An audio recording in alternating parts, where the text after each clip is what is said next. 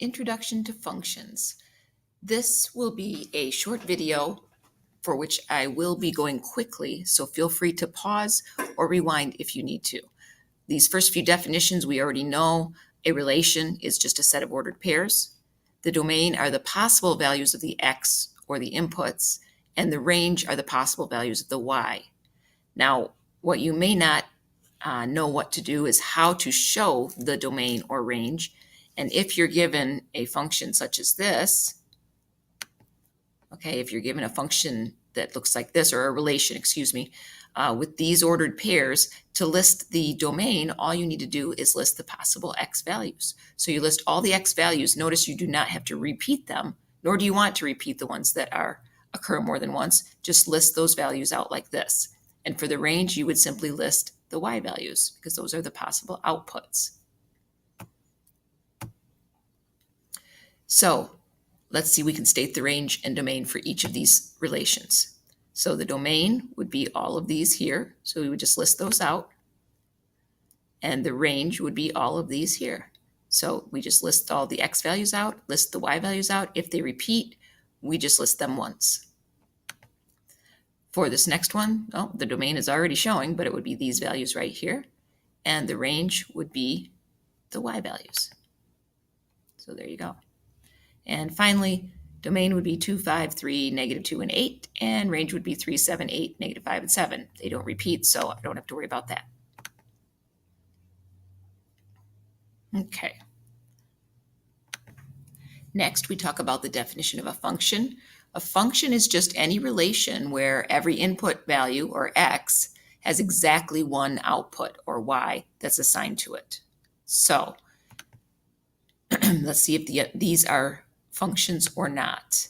So here's a relation. We want to know if it's a function. So we look at the input values to see, are any of them going to more than one output? Just judging from the table at first glance, you would say no.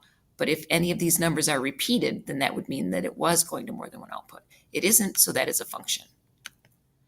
Next, we have 1, 2, -4, and 1. So we have the 1 being repeated here and here. Therefore, since they're going to two different outputs, that would not be a function. 2, 5, 3, -2, 8. None of the x values repeat, so they're all going to different outputs, so that is a function. These are the same thing, but starting with an equation, and we make a table of values for it. If we make this a table of values for these, we're multiplying and then subtracting, so every number here is going to get exactly one output. So that is going to be a function. For this one, I'm going to take my x value and I'm going to square it. And every time I do, I'm going to get one output again. So that is also a function. This equation says x equals y squared. So instead of the y being by itself, the x is. So if you were to make a table of values, you could have the numbers, for example, the square root of 1 would be 1. So when I say, if I take 1 and square it, I get 1. When I take -1 and square it, I also get 1. So by using these y values to find the x, switching around the dependent and independent, you find that you could actually have an equation that is not a function. This would not be a function. Now, just to clarify, that does not mean that every equation where x is by itself is not a function, okay? But it does mean that for squaring this type of thing, certain things happen where you could square a negative and a positive and get the same answer. And so that's why you might end up with more than one output. So these are the graphs that can determine if a relation is a function when we're talking about graphs. And this is on your workbook, page 62. So you may or may not want to copy some of this down onto that page. The vertical line test is something that can help you to determine if it is a function or not, if it's a graph, or even if it's a table of values and you graph it. If a vertical line can be drawn so that it intersects a graph of an equation more than once, then the equation is not a function. For example, here's a relation. If we can draw a vertical line through here and it hits more than once, then it is not a function. But as you can see, regardless of whether I put my vertical line there or anywhere in between here, wherever I put it, it would only hit at one spot. So that would mean that is a function. because every input is going to exactly one output. Over here, you can see right away that even one vertical line will hit in more than one spot. So this particular input has two outputs. And just because you can't see the X and Y axis here, it still means that the inputs would be along the horizontal and the outputs would be along the vertical. So you make a vertical line. If it hits two outputs, then it is not a function. So I'm just going to go back for a second here. So just to recap, the vertical line test says that if it only hits in one spot, then you know each input has just one output. So that would mean it is a function. So yes, this is a function. It is not letting me write yes. This one, it hits in more than one spot, so it is not a function. Not a function. Okay. So let's move on. If we were to sketch this, we would have to make a table of values and then substitute them in and plot those values. That would give us a line. You're probably thinking it's a function since I said almost all lines are functions, but the vertical line test would prove that. Wherever I put that vertical line, it will always hit in just one spot. So it is a function. For y equals x squared, if you made a table of values and graphed that, it would look like a curve. It looks kind of like a U.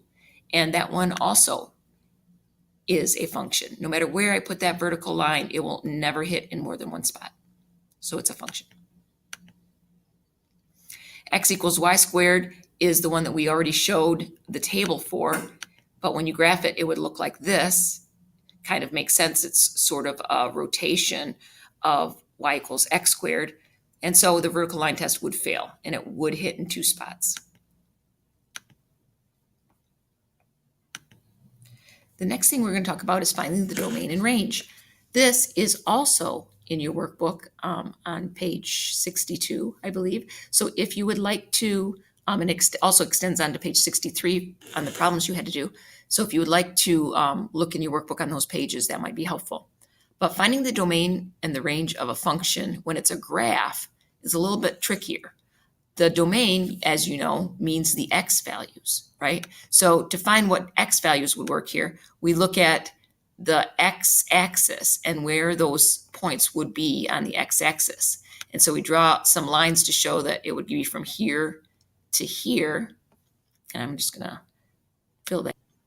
So as you can see on the x-axis, this goes from -3 to +4. So the x values all fall somewhere in between -3 and +4. Therefore, the way that we can write this would be, the domain would be where x is between -3 and 4, inclusive, because there are solid dots on the side of each one. And we could write it as an inequality. -3 is less than or equal to x, which is less than or equal to 4. For the range, we could do the same thing, this time using the y values.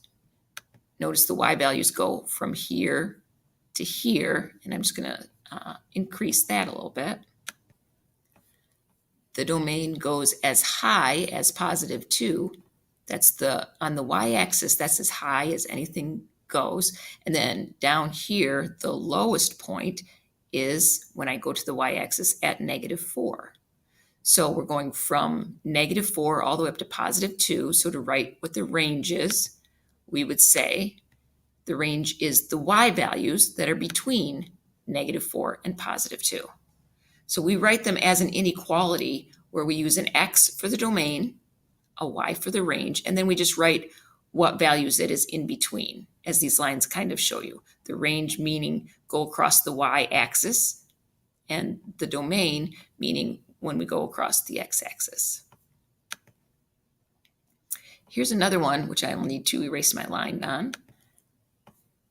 To find the domain and range on this one, we'll first talk about the domain. The domain goes on to the left forever because there's an arrow going up, but also to the left, and an arrow here going up and to the right. So the domain is going to be every number all the way along that